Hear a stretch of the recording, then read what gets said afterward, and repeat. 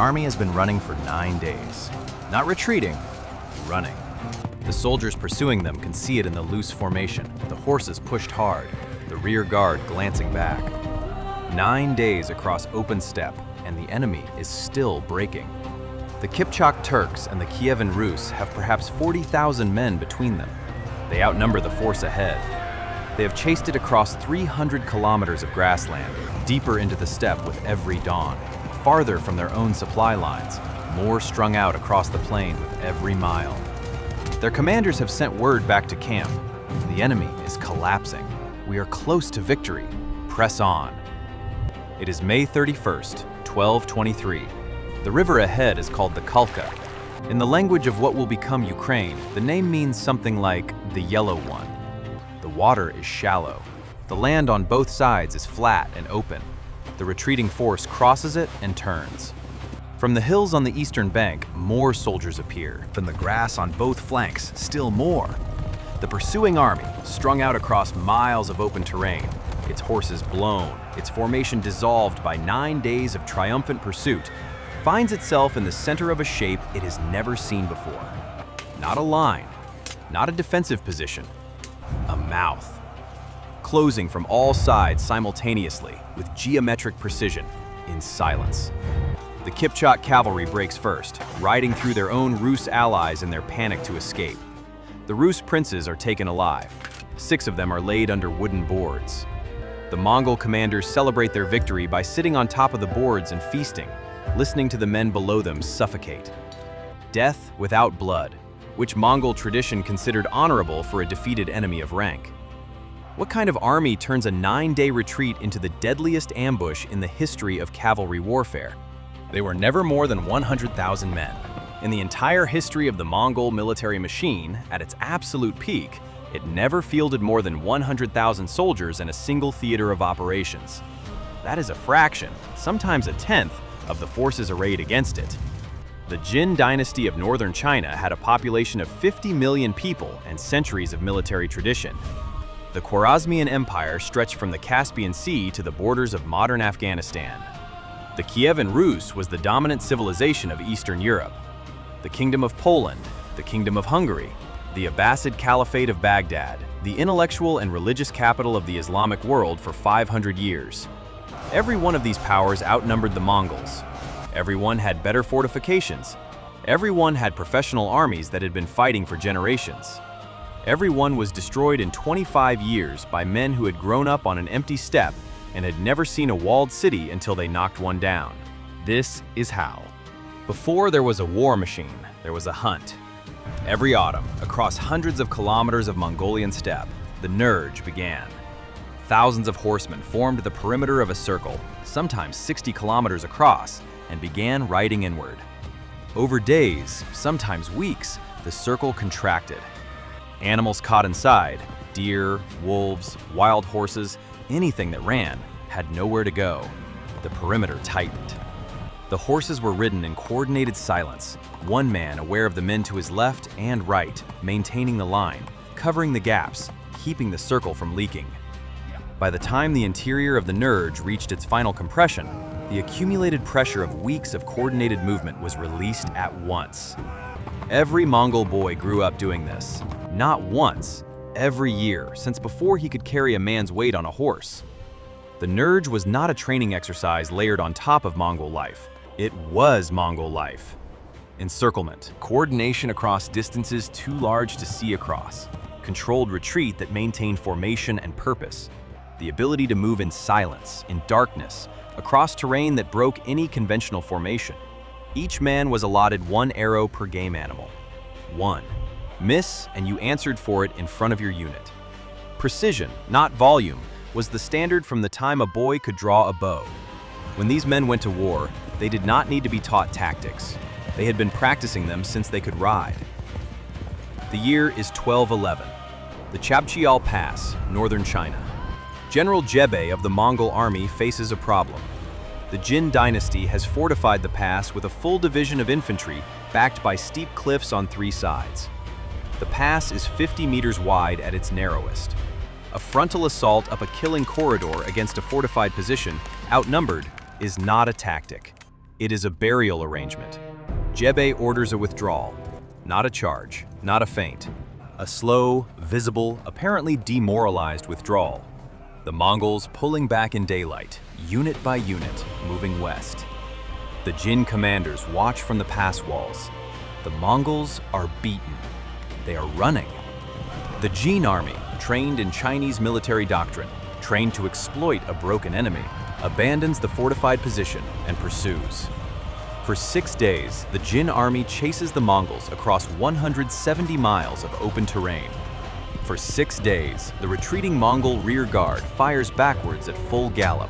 The composite bow, recurved and recurved, made of horn and sinew and wood, compressed into a weapon that releases an arrow with the force of a longbow from a moving horse at 40 miles an hour. The Parthian shot. The pursuing Jin forces cannot close the distance, cannot stop to reform, cannot slow without losing contact with an enemy that seems on the verge of breaking completely. After 170 miles, Jebe turns. The main Mongol force is waiting. On the flanks, concealed in draws and scrub that the Jin army has spent 6 days riding past without stopping to search, the flanking units emerge. The Jin army, strung out across 170 miles of open terrain, horses exhausted, formation dissolved, momentum carrying them forward into a closing trap, has no time to respond. The chronicles record that their bodies piled up like rotten logs all the way back to the pass they had abandoned to pursue a beaten enemy. This is tulughma, the feigned retreat, the most dangerous and most difficult battlefield maneuver in medieval warfare. Dangerous because execution requires every retreating unit to maintain formation while appearing to break it, to keep riding toward a pre-agreed point while under fire, to turn at exactly the moment and location established before the battle began, and to do this at full gallop, in dust, in chaos, with the enemy behind them.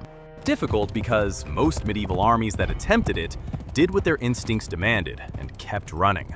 What looks like a feigned retreat is indistinguishable from a real retreat from inside it until you turn. The Mongols could execute it because they had been practicing encirclement since childhood. The turn was not a battlefield decision, it was a reflex.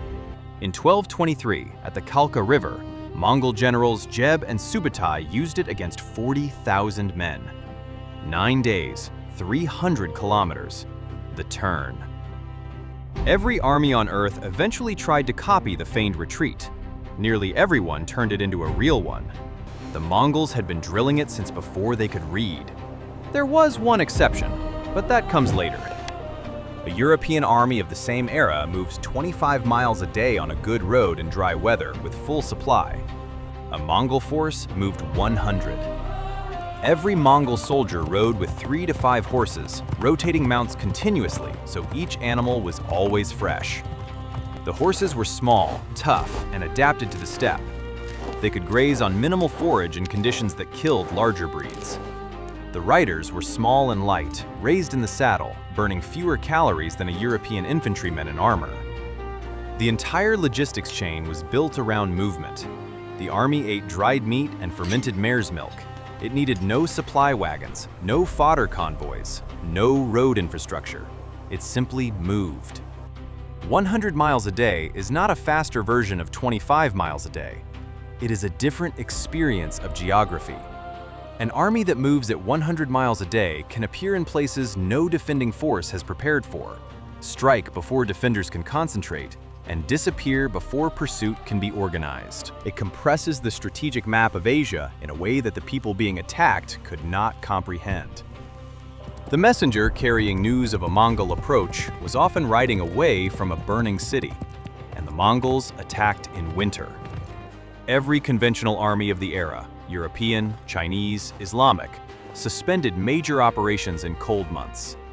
Metal armor conducts cold. Horses cannot graze through frozen ground. Supply lines that depend on roads freeze solid or collapse into mud. Disease spreads through armies that shelter together. Winter was a ceasefire imposed by geography. The Mongols, raised on the Mongolian steppe, where winter temperatures dropped to -40 degrees Celsius, in felt and fur and leather that European military observers described with stunned admiration, treated winter as the preferred campaign season. Frozen rivers were not obstacles, they were highways. Frozen ground did not stop cavalry, it accelerated it. The mud that bogged down horse armies in spring and autumn simply did not exist. In the winter of 1237, the Mongol army under Batu Khan entered Russia. Moscow fell in 4 days, Vladimir fell in 5. By spring, 14 Russian cities had been destroyed. The defending princes had expected, as every army expected, that winter would stop an enemy. The Mongols covered 1,000 miles across Russian territory in 3 months, in conditions under which no European army would march. Speed alone could take any open field, but the cities of the world were not in open fields. Cities had walls. When the Mongol army began, it had no siege technology, none. The steppe has no walls. There was no tradition of siege warfare, no engineers, no catapults, no knowledge of how to reduce a fortified position. The first major siege Genghis Khan ordered, the Tangut city of Zhongsing in 1209, ended with the Mongols attempting to divert a river into the city, which flooded their own camp instead. The solution was elegant in the way that all genuinely dangerous ideas are elegant. You do not need to know how to build a siege engine. You need to capture one engineer who does. The Jin Dynasty of northern China had the most sophisticated siege technology in the world at the time the Mongols attacked it.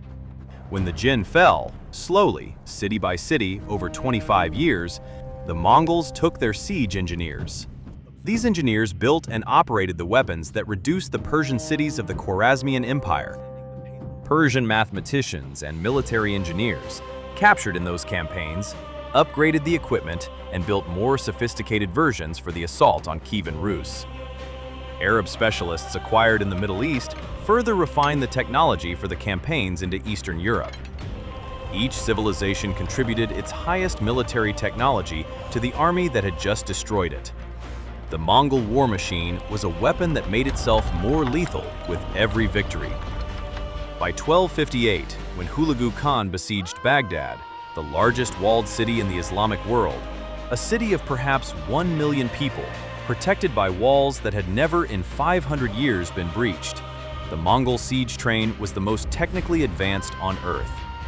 Staffed by engineers from 4 conquered civilizations, it reduced the walls of Baghdad within days. The caliph was rolled up in felt and kicked to death. Mongol tradition again, no blood on a ruler. And the city was destroyed so completely that the agricultural canal system supporting its population was not repaired for 700 years. But the story that tells you everything about the Mongol siege machine is not Baghdad. It is a city on the Yangtze River called Xiangyang. Xiangyang controlled the approach to southern China. It was positioned on the Han River, supplied by water, fortified over centuries of Chinese military engineering.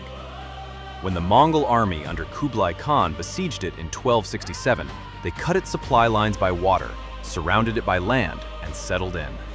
The garrison held 1 year, 2 years, 3. The city was supplied by small boats that slipped through the Mongol blockade at night. The garrison held 4 years, 5. After 5 years of total encirclement, continuous assault, and starvation-level supply, the city had not fallen. The Mongols sent to Persia, 5,000 kilometers away, for engineers. The Persians brought with them a counterweight trebuchet of a design that Chinese military engineering had never encountered. When the first stones from the new weapon struck the walls of Xiangyang, the sound, a concussive bass impact unlike anything in the defenders' experience, unlike any weapon they had ever heard, caused the garrison to surrender. The weapon did not destroy the walls. The sound of a weapon the defenders had never imagined destroyed their will to resist. By the time the Mongols reached Baghdad in 1258, their siege train was the most advanced on Earth, built by the engineers of 4 civilizations they had already destroyed. A city that surrenders does not need to be sieged. The Mongols understood this with a clarity that no other medieval military force had formalized into doctrine. Terror is a force multiplier. A population already in full flight before the army arrives requires fewer soldiers to control. A garrison that has been awake for 3 nights, listening to the reports of what happened to the last city, requires fewer frontal assaults. The Mongol system of psychological warfare was not improvised. It was a 3-component weapon. The first component was the offer. Before any Mongol army appeared, envoys arrived at every city on the route with a formal proposal. Surrender, submit to Mongol rule, continue to trade, continue to worship, continue to exist. The offer was genuine. Cities that accepted it were absorbed, protected, and often prospered. The Mongol Empire, at its height, maintained the most reliably safe trade routes in the history of Asia. The offer was not a bluff. It was an honest transaction. The second component was the example. Cities that refused were not simply defeated, they were erased. Merv, one of the 5 largest cities in the Islamic world, a center of learning and commerce with a population of 200,000, was destroyed in 1221 with a methodical totality that its chroniclers could barely describe. The population was ordered out of the city and divided by trade. Craftsmen to one side to be absorbed into the Mongol Empire. Everyone else was assigned to individual Mongol soldiers for killing. The chronicles record that even the cats and dogs were killed afterward, so that no living thing would remain to carry news of what had happened. Nishapur, Samarkand, Urgench, each was destroyed with the same systematic completeness. The destruction was not passion, it was information. The third component was the network that moved that information forward. Mongol intelligence operatives traveled the trade routes of Asia for years before any army arrived.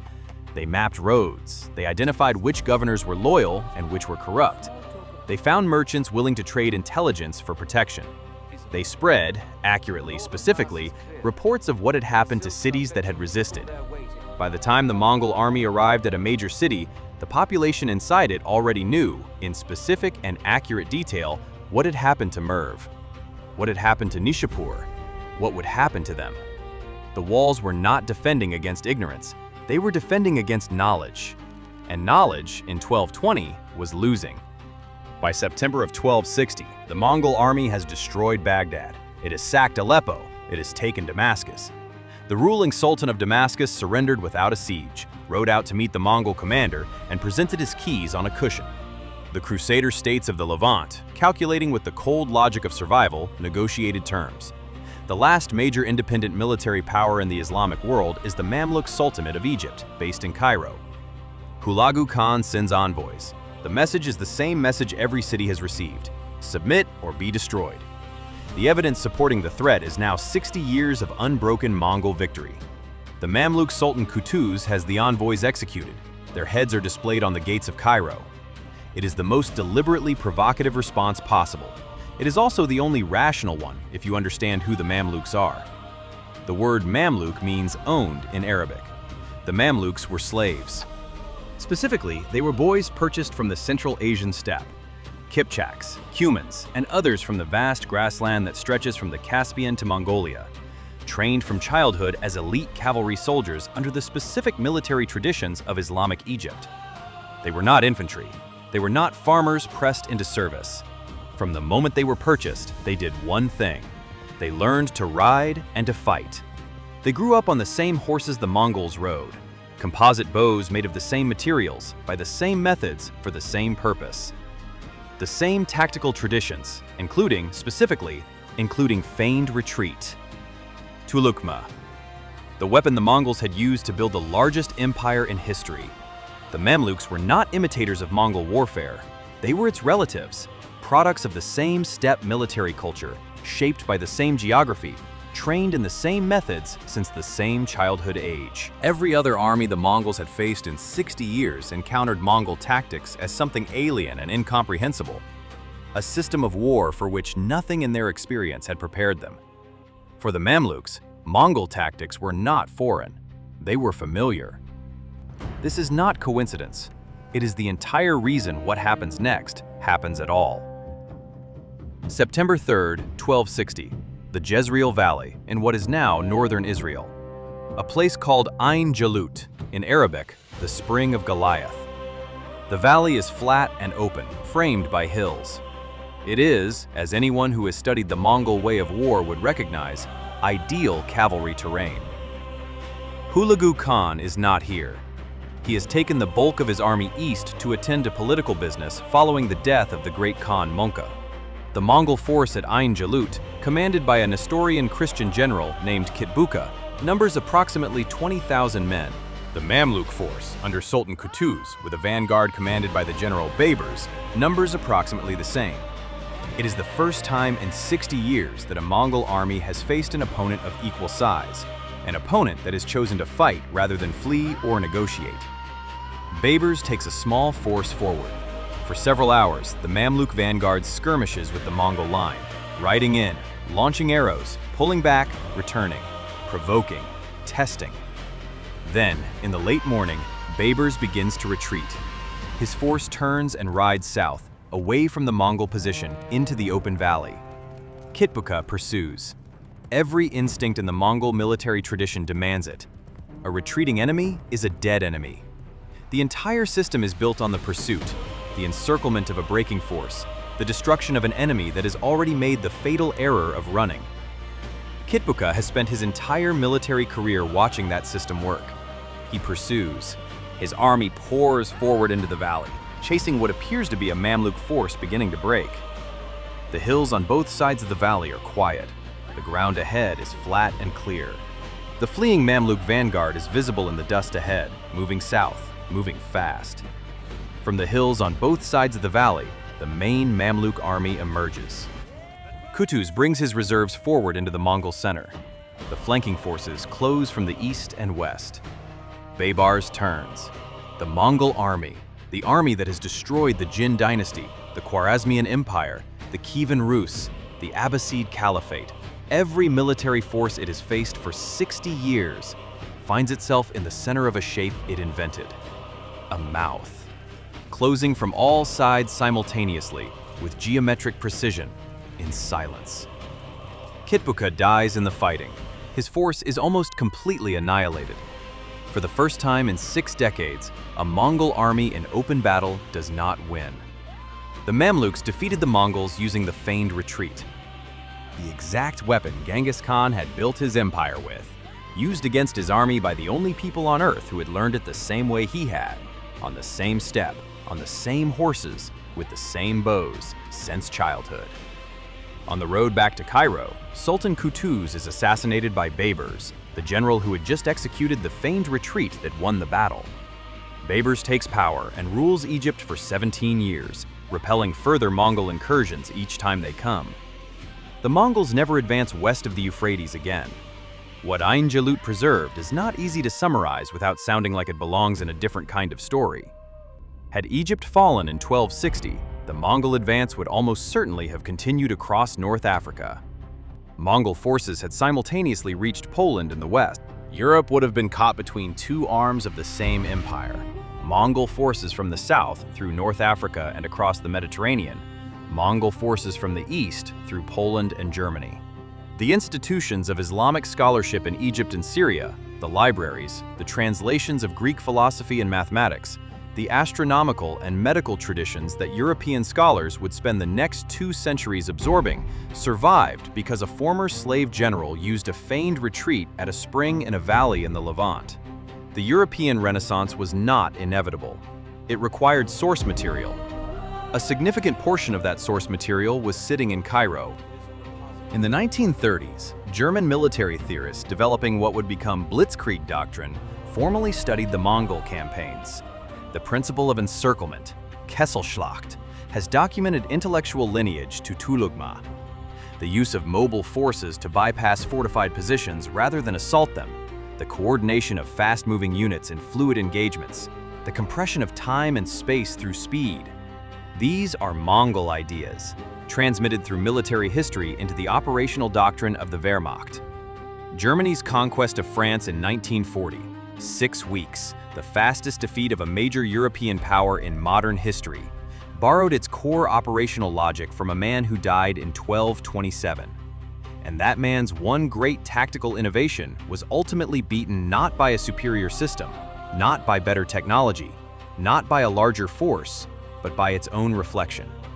An army of men who had grown up on the same steppe, who rode the same horses, who drew the same bows, who had practiced encirclement since childhood, on the same grassland, in the same annual hunts, with the same one arrow per animal. Now you know what battle opened this story. Ain Jalut, September 3rd, 1260, the spring of Goliath.